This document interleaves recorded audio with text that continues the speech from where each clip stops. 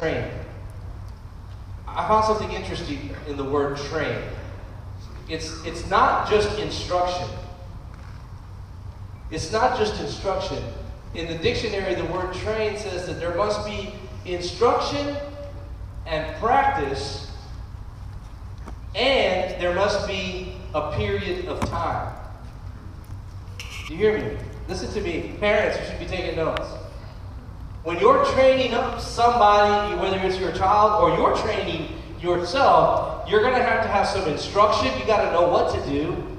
But then there's no way that you can read how to bench press and never bench press. Right? I mean, you're not going to get anywhere, because I've been trying and it doesn't work.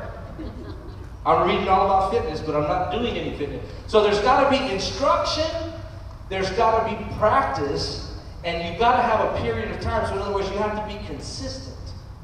If you're taking notes for parenting, you need to write that you need to have a moment of instruction. Thank you, brother. A moment of instruction, a moment of practice, and some consistency in the instruction and the practice. When it comes to raising kids, you have to understand what is the role of the church and what is the role of your home. A lot of people will ensure that the church takes first place, and you put your children in the church, and they're training them up on Sunday, and they eliminate anything that happens in the home, and they're okay because what they're getting on Sunday is enough. That is false. Now, I'm not saying that we don't want your kids to come here. It's part of the process. See, the church and the home are supposed to work in conjunction with each other. They should work in conjunction with each other. It shouldn't be the only thing that your kid gets week in and week out. If you decide that you're going to train them at home and you're going to eliminate church from the whole function, the process, that's false too.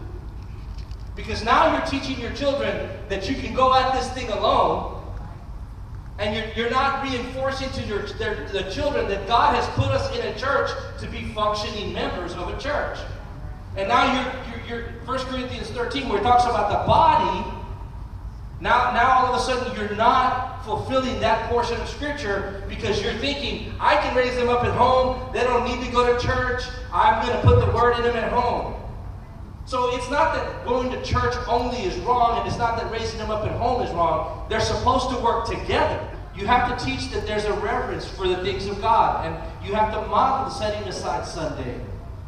Our children need to be taught about being the body. They need to be taught that they have a place here, that when they're not here, they're missing here. And when they're missing here, it affects the entire body. See, but all of those things must be modeled. See, we can talk about it all we want, but if they're not modeled in front of our children, how many of y'all know that modeling is important? It's so important. It's absolutely critical. A lot of times what's missing in our families is the modeling. Is we talk about it a lot, but we don't do what we're supposed to do. Or we justify why we don't do what we're supposed to do. I want to give you this illustration with church. The importance of being here. Anybody have a gym membership? Raise your hand if you have a gym membership. Boom. Wow, no working out here, okay? Or nobody wants to admit it because you know where I'm going.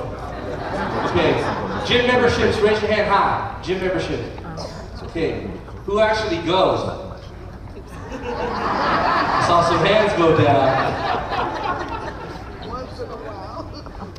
I started looking at this parallel, and I thought, it's kind of like a gym membership. You buy the gym membership, but then you don't go. So you join a church, you say yes to Jesus, but then you don't go. You don't go. It does no good. It does no good. Listen, having that little Planet Fitness thing on your keychain, that doesn't reduce any calories. Hang it on your keychain. You gotta go scan that sucker and get on that machine. to burn calories. But yet in the church, we're the same way. We're members of this church. We tell everybody where we go, but we really don't go.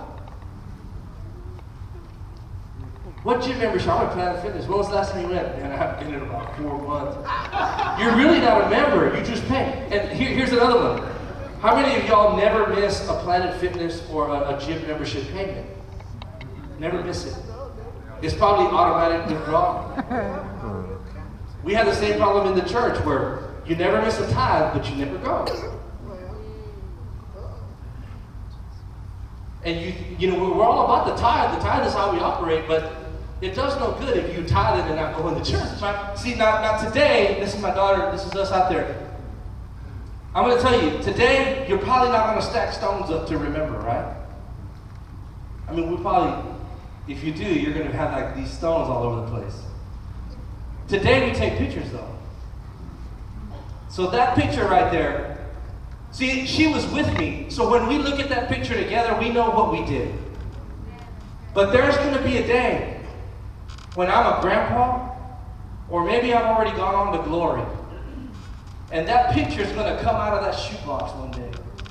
And she's going to have her children around her. And she's going to say, what were you and Grandpa doing that day? And she's going to say, oh, that was that day we went out. We knocking on doors for the glory of God. That was that day. It's going to be one of these memorials. It might be a picture. It may not be a stone wall. But I am setting up my children and my children's children for a legacy of serving God all the days of their life.